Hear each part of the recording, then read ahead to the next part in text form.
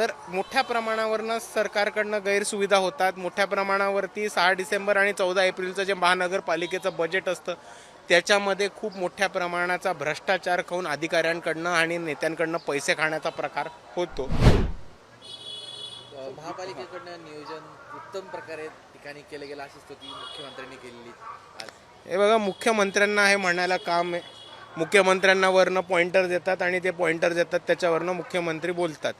पण जर आपण लॉजिकनी बघितलं तर एका बाजूला आपल्याला कळेल की आपण 6 डिसेंबरला बघितलं तर खूप मोठा पैशाचा लूटमार होतो.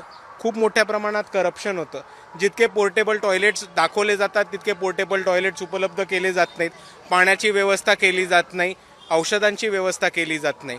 ही व्यवस्था सरकारने करणं कामाचं आहे, पण त्याच्याहून महत्त्वाचं ही व्यवस्था चैत्यभूमीवरती काम करणाऱ्या आणि आंबेडकर भवनवर राजगृहावरती काम करणाऱ्या समता सैनिक दल आणि व्हॉलेंटियर्स ही लोक हे काम करताना दिसतात.